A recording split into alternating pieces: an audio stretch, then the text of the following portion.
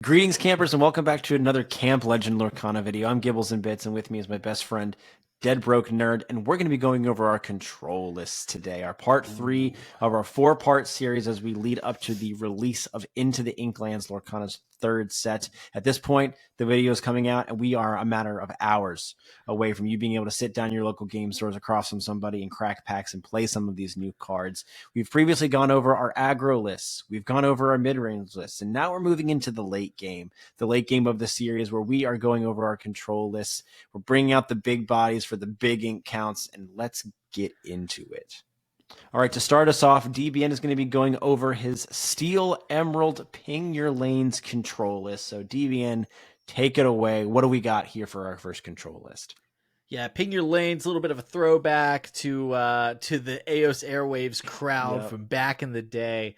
So we have a Emerald Steel control list. Now, some of you might be looking at this and being like, been there, done that, tried it last meta, didn't do great. I mean, valid.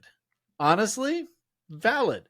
One of the problems with Emerald and Steel that we have seen for a while has been that it does not, neither faction is great at drawing cards without a ton of setup. So historically, the best way to draw cards with Emerald was something like Prince John. And so you did see a somewhat niche, but somewhere C tier in the meta, a Prince John Emerald Steel discard control list. What I've done here is try to divorce it from Prince John and instead focus in on great shift targets with Morph. Now, I do not think this is going to be the best control deck in the format. However, I chose to showcase this list because I think it stands a chance at being one of the best control decks in the format if the format ends up much faster than what we grew accustomed to in the Floodborn meta. The Floodborn meta was extremely greedy. That's why you had things like Ruby Amethyst and Steel and Sapphire wheel ramp, right? This is significantly more low to the ground, which means it can handle aggro really, really well, something those super greedy control lists could not do. So I have decided to showcase this more, honest control deck. And that is going to be focusing in on some of the incredible pinging potential of Steel and the incredible shifting options of Morph. So we kick off the game with something like a Captain Hook, if we have it. Obviously, it's just going to be a staple for a very long time. And then we roll right into one of our 2/2 drops, which sort of presents a branching decision tree. We have Robin Hood Capable Fighter. I know I threw you for a loop there. You thought I was going to start with Morph, Gibby. I did. I went to Morph. We have Robin Hood Capable Fighter. This card allows you to exert it and deal a damage to a chosen character. This is one of the few cards on the sort of character side that deals direct damage to things, but you have a lot of other ways to follow up with that in the actions, which we'll look at later. Morph, on the other hand, presents the ability to shift any character onto Morph as if Morph had the same name, which is why we have Beast, Tragic Hero. This is going to be the only sort of color combination where you're going to be able to shift Beast early in the game. One of the coolest things about this is going to be Morph on 2, Beast on 3, and immediately start drawing cards. Again, the thing this deck has not been that good at. And at this stage, if you get Beast on 3, the ability for your opponent to respond to that in a timely manner that is not super mana inefficient is going to be tough.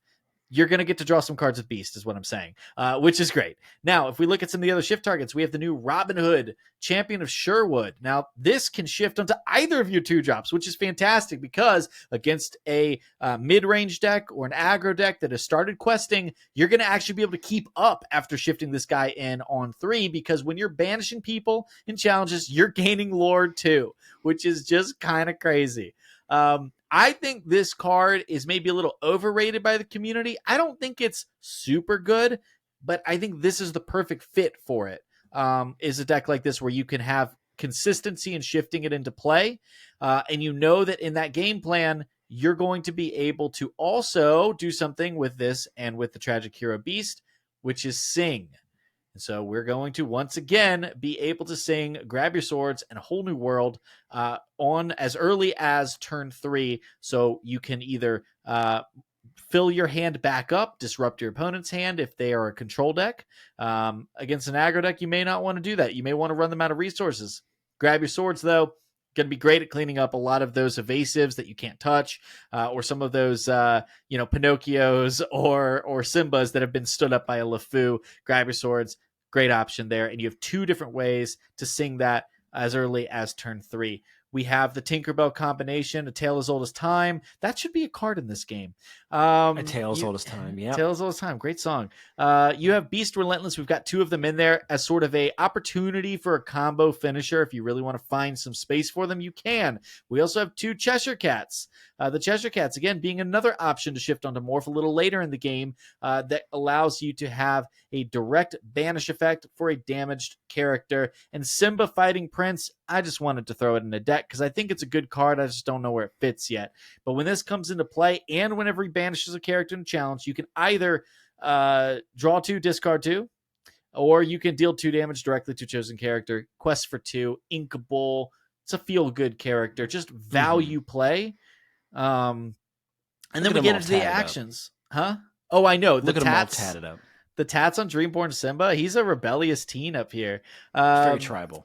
That's right. I think that artwork is honestly pretty sick. It is. Get into the actions, and what I've decided to do here is to not go nuts with uninkables. There's already a good amount of uninkables that you kind of have to run to make this strategy work with Grab Your Swords, A Whole New World, and Robin Hood. And so I don't want to add to that too much by playing things like Along Came Zeus or Storm Rage on, right? Fire the Cannons, right? And Fire the Cannons previously had been a card that, in my opinion, was really important to this deck because it gives a quick way to deal some damage to something little. We have gotten Baboom, which is a really cool new card that allows you to deal 2 damage, just like Fire the Cannons. The upside is it's inkable, and the downside is it costs 1 more. But I don't think at the end of the day, this deck is really going to care too much about that. Similarly, you have Smash, deal 3 for 3. You have Ring the Bell, which allows you to execute a damaged character. Really essential if you're running up against another steel deck that has resist characters, or if you're running up against an amber deck with big, fat bodyguards. We need ways to kill things efficiently. Ring the Bell and the Cheshire Cats do that. Finally, we have Rise of the Titans, which allows you to banish a location or item. I think this is a nice little 2 of in the early days of the meta, because there's going to be a lot of items and locations running around as people experiment. Will it stay in the deck? Remains to be seen. And finally, the whole reason I decided to put this deck together is I think Robin's Bow is really cool design. Not just visually, but from a mechanics perspective, it is strong if you can play into it. There are more Robin Hoods we could be fitting into this deck. I opted to go a little bit more loosey-goosey with it. We're running 8 Robin Hoods. That's enough to warrant 2 of these Robin's Bows. They do something even if you don't have Robin Hood, which is deal a damage to a damaged character or location. But if you have a Robin Hood and he quests, you can ready it. So that allows you to take your Robin Hoods that otherwise would have to exert to use their ability, and you can quest them and still get that damaging effect twice with Robin's Bow. Pretty neat options here. I think that for me, and Gibby, I'd like to get your take on this. Again, I just want to highlight, I don't think this deck is... this deck is definitely not refined.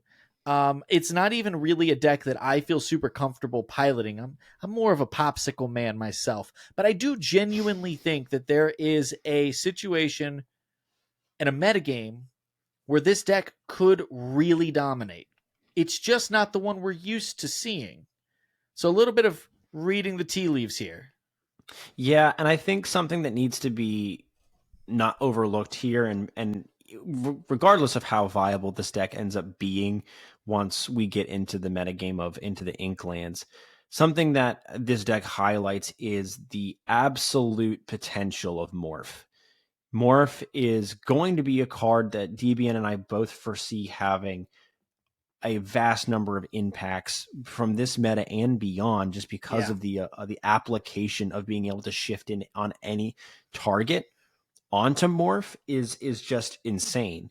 And as the design goes into different directions, where we see more and more Floodborne targets that in all of the colors that get either more aggressive or shift at different price points for those different effects, Morph is just this deck style unlocking tool that up until this point we haven't had, for the exact reason that Deviant highlighted, for something like a Beast Tragic Hero, where all of the beasts that currently exist in the game, and I think even still within the Inklands, are 4 cost and 5 cost or higher. So there really is no, despite him being a Floodborn, shifting in Tragic Hero Beast. He is kind of play him on curve, and even then he's still a bonkers card. Can you imagine shifting him in on 3? The first time that you either do that or your opponent does it across from you, you're just going to cry or you're going to jump for joy. Like, it's one of those two scenarios. It's just going to happen.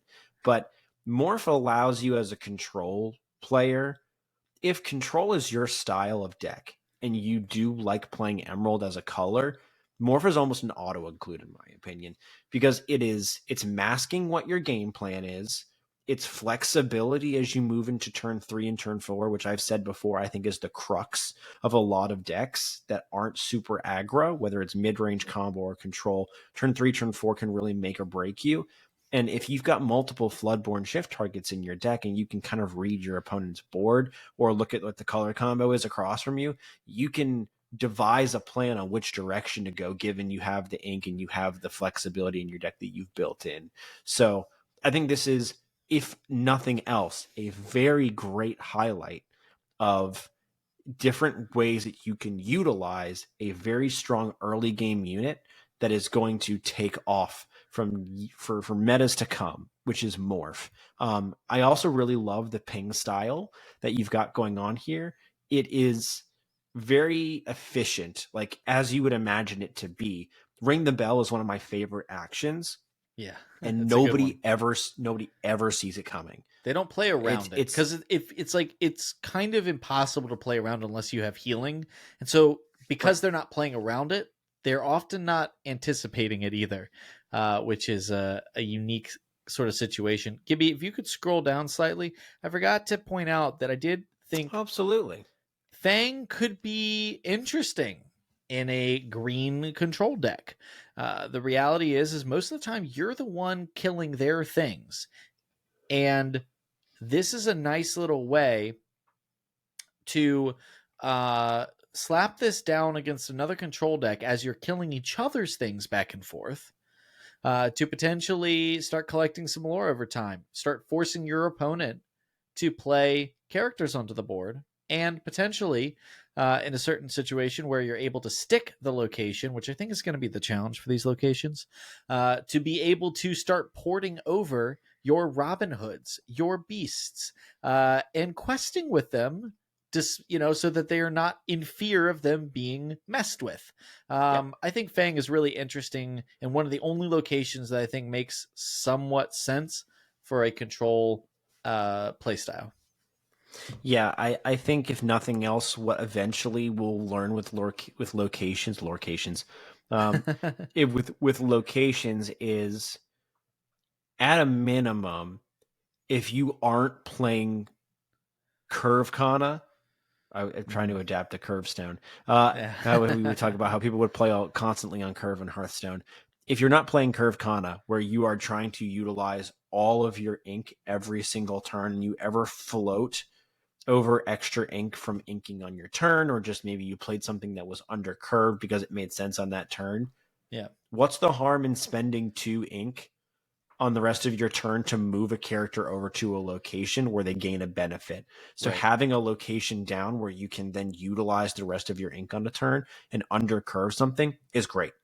So whether this is the deck for that kind of methodology or not, I think that is a back end thing that we will see in locations that makes it, in most cases, make sense to at least add 1 location to your decks. Yeah, to me, again, this is a jumping off point. There's a lot of refinement that needs to happen with this list. But again, I just want to highlight, if the meta goes fast, this is the control deck that can actually not get run over. So enjoy. Let me know in the comments what you think about it and if you have any ideas to improve it. I know I'm sitting here looking at it being like, you know what? I think I want to tinker and take this out and take this other thing in. So it's one of the things that we talked about in a previous video. Right now, we're actually with 3 sets getting to the place where we actually have options. And like, wow, what do we run in the 5, 6, 7 slot? Because we actually have we have so many things we can't fit them all now, which previously was not a luxury we had. So, Gibby, let's go ahead and jump over. Tell me about your list here. We're going to take you over to Shrek 2, and we're going to go Jafar away. It is one of my favorite color combinations, which is Amethyst and Steel. It was my bread and butter deck from the Floodborn meta. If you haven't seen that video already, go check out my other video on YouTube where I went over that deck. And I'll probably take that deck, that shell, and make something similar to it. But this is a different direction for the same color combination in a control style deck, which is also really, really cool. So one of the newest, and it's like the new hotness card that everyone is super excited about from Into the Inklands is Jafar, Striking Illusionist. The artwork on it is absolutely gorgeous.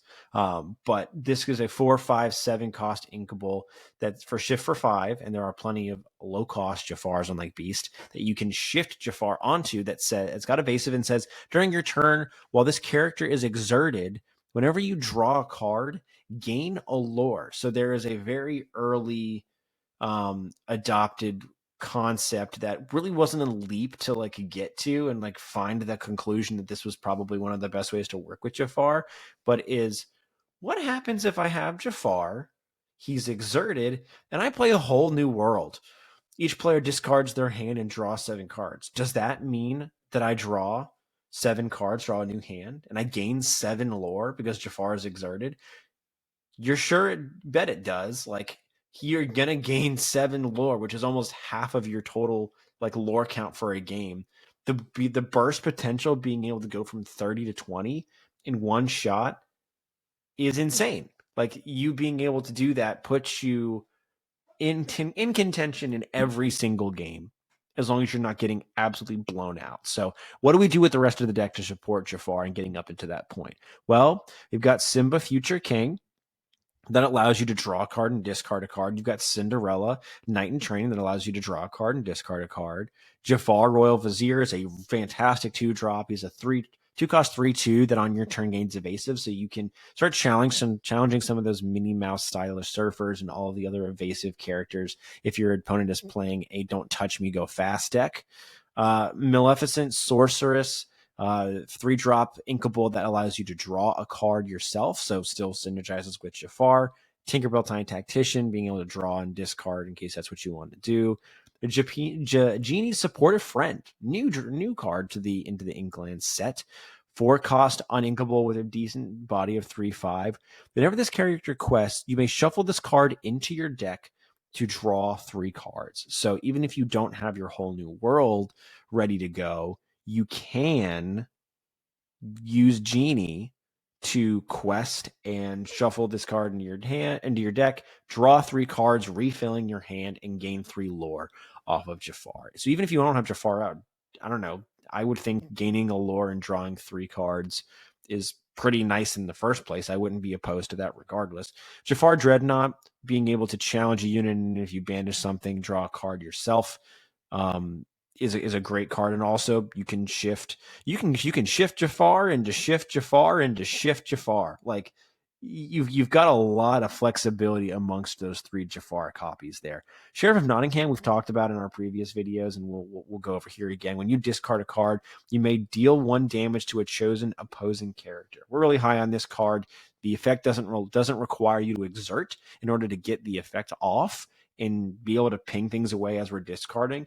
If you've got Sheriff of Nottingham out and you exert Jafar and play a whole new world, or sing a whole new world with Jafar, which will exert him, and then you'll get the lore off of it, and you'll deal 7 damage to an opposing character. Yeah, that feels good. I'll admit that feels pretty freaking good. Tinkerbell is an AoE that does one to everything, and that's a tried and true combo that being able to clear everything. Cinderella Stoutheart, because we're running the 2-drop Cinderella, you can shift that in. Now you've got a really sticky unit that can challenge if you're playing songs.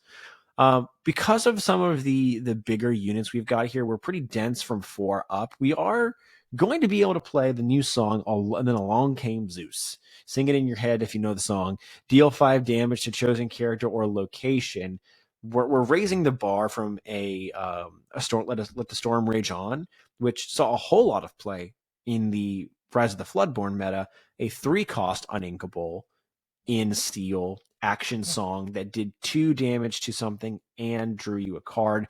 All we're doing here is we're peeling back on being able to draw a card. We don't get that, but we are absolutely sending the damage through the roof, being able to deal 5 to a chosen character or location.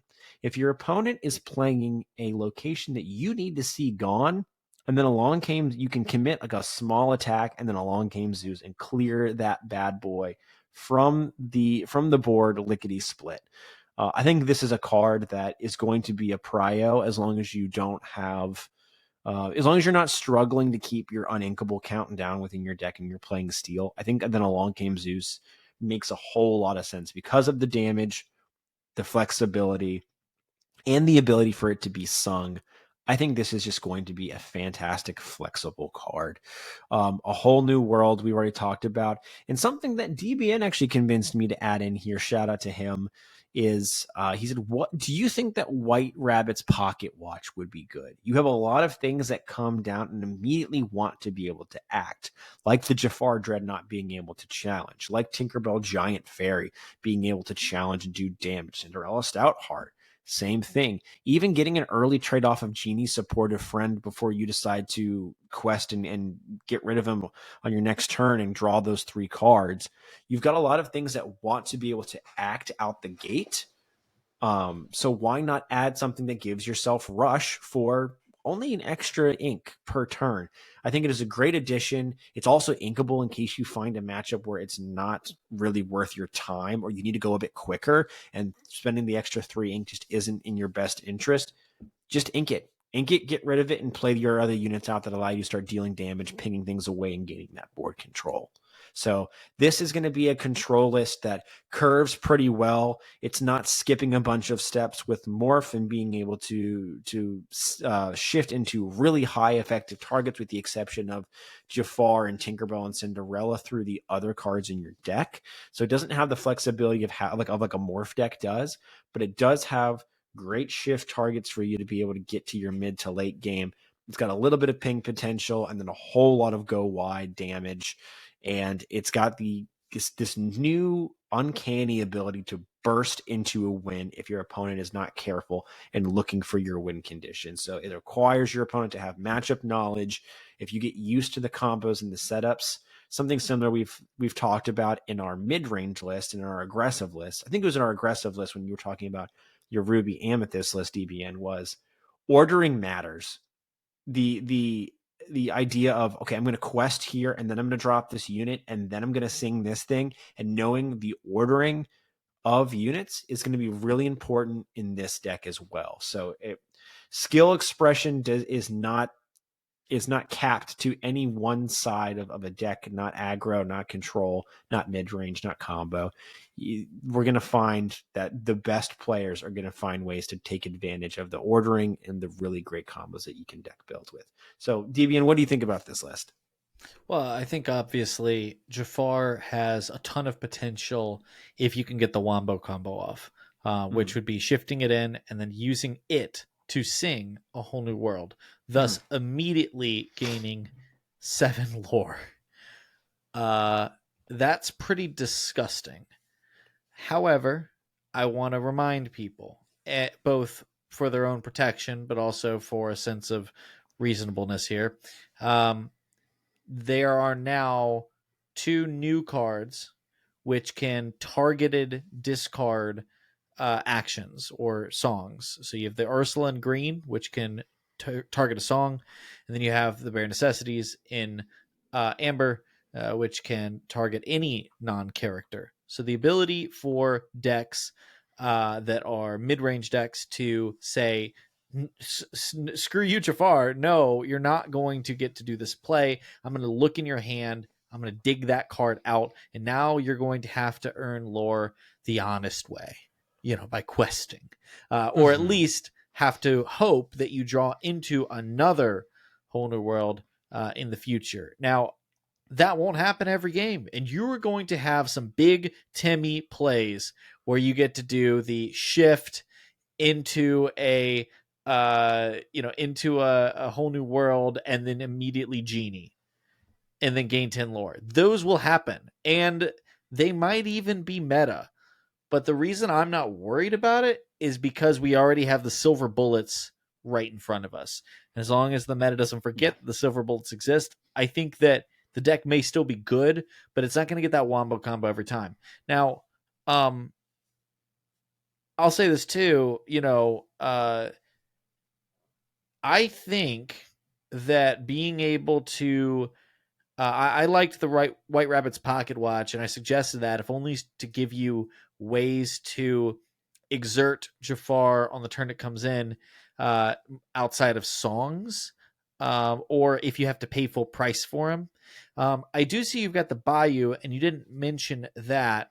I didn't. I didn't scroll down far enough, just like we did in the last video, or in the last deck. But yeah, the Bayou here, another way to discard cards for additional lore as things quest. I was just going to say, I think that there exists I think there's a lot of refinement to do with this list. Not necessarily that this list wouldn't go to leagues and crush, but rather I wonder if there's almost too much filtering effects going on. If unlike Chernobog, if this really needs this much, card cycling, I don't know. I think that there will probably be a sweet spot that will get figured out of exactly how much card cycling you need. Because if you gain 10 off of Jafar across 2 turns, like, did you really need to gain 11? You know what I mean? Well, and so I think there's going to be a point where we look at, okay, the discard and draw, it becomes superfluous, but the just actually having solid card draw, which Amethyst does very well. And that's the key part that Jafar is running off of in the first place. If you're really focused on needing density around working around the Jafar thing, like you cut something else that's unneeded for rabbits or for Merlin rabbits. Friends on the other side. Friends on the other side. That was the other thing I had in mind. Yeah. So like cut something for friends on the other side, which you can sing for 3 and also burst more lore, more cards into your hand. Like that's probably an inclusion in here that makes a whole lot of sense. Yeah. If you have enough removal, if you have enough damage and kind of board centric things that make sure you don't fall behind against aggro decks, make sure you focus enough on a card draw. Yeah. And if you're going to a league where people are getting all the cards really quickly, snatch up some of those Bare Necessities and Ursula's, because this is getting a lot of buzz online, and you need to be aware that it exists before you get got. Yes, this is a combo that I think a lot of people came to the same conclusion very quickly, as I mentioned earlier, and it's going to be one that people see coming as the opponent, whether they know how to deal with it or if their deck is equipped to deal with it is a whole nother thing. But it is going to be a very common thing. You are absolutely going to see people ripping a deck like this offline and just running it and saying, I did the thing, checking the box.